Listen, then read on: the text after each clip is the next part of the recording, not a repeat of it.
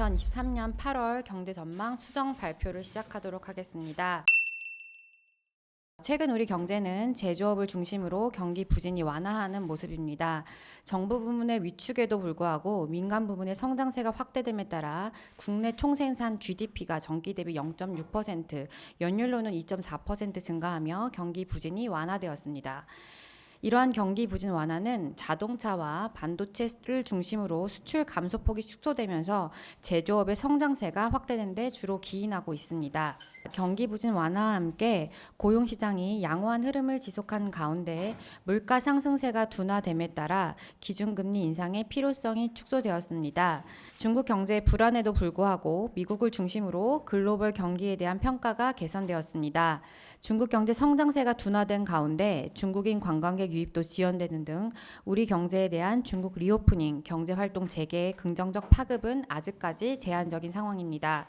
미국과 유로존은 성장세가 확대된 가운데 물가 상승세 둔화로 추가적인 금리 인상에 대한 기대가 약화되면서 경기 하방 위험이 완화되었습니다. IMF는 상반기 실적을 반영하여 미국과 유로존을 중심으로 2023년 세계 경제 성장률을 3.0%로 상향 조정하였습니다. 이러한 대내의 여건을 고려할 때 우리 경제는 KDI 상반기 전망에서와 같이 2023년 상반기에 경기 저점을 형성한 후 하반기에는 경기가 완만하게 회복될 것으로 전망됩니다.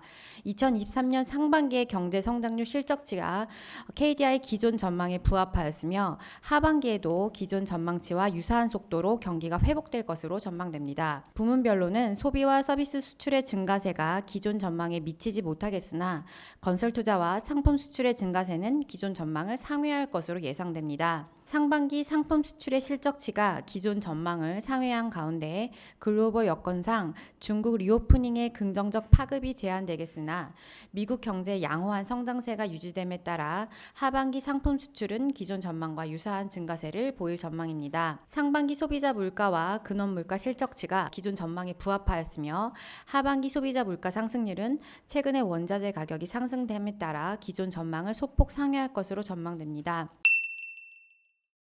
2023년과 2024년 세계 경제는 2022년에 비해 성장세가 둔화되겠으나 2023년 경제 성장률이 상반기 KDI 전망 전제에 비해서는 소폭 높을 것으로 전제하였습니다. 다만 중국 경제는 부동산 시장의 위축으로 투자 부진이 심화되면서 리오프닝의 효과가 제한적일 것으로 전제하였습니다. 최근에 유가 상승을 반영하여 원유 도입 단가를 상향 조정하였습니다. 실질 실효 환율로 평가한 원화 가치는 최근 수준에서 큰 변동이 없을 것으로 전제하였습니다.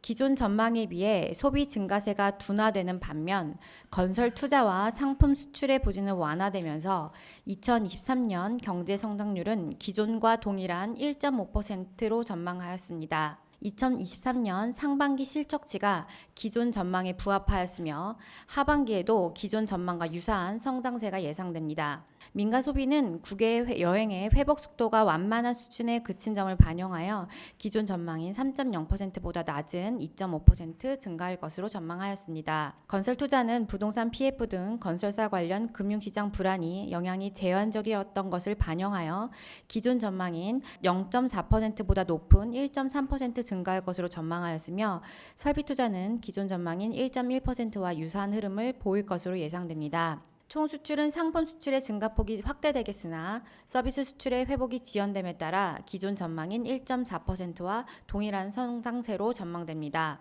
상품 수출은 상반기에 자동차를 중심으로 실적치가 기존 전망을 상회하였으며 하반기에는 중국 경제 하방 요인과 미국 경제의 상방 요인이 유사한 정도로 영향을 미칠 것으로 예상됨에 따라 연간으로는 기존 전망인 0.7%를 상회하는 1.4%로 증가할 것으로 전망하였습니다. 서비스 수출은 중국인 관광객 유입의 회복이 지연되면서 기존 전망을 하회할 것으로 예상합니다. 경상수지는 상품 수지와 본원 소득 수지의 상반기 실적치가 높게 나타난 점을 반영하여 164억 달러 흑자에서 313억 달러 흑자로 상향 조정하였습니다. 한편 2024년 경제 성장률은 기존 전망인 2.3%와 유사한 수준을 보일 것으로 예상됩니다. 소비자 물가 상승률은 상향 조정된 국제 유가 변동을 반영하여 기존 전망인 3.4%보다 소폭 높은 3.5%로 전망하였습니다. 근원 물가 상승률은 기존 전망인 전망인 3.5%와 유사할 것으로 예상됩니다. 자동차 산업의 호조세로 인해 제조업 고용 실적이 기존 전망을 상회한 점을 반영하여 취업자 수 증가폭을 27만 명에서 30만 명으로 상향 조정하였습니다. 이에 따라 실업률은 2.9%에서 2.8%로 소폭 하향 조정하였습니다.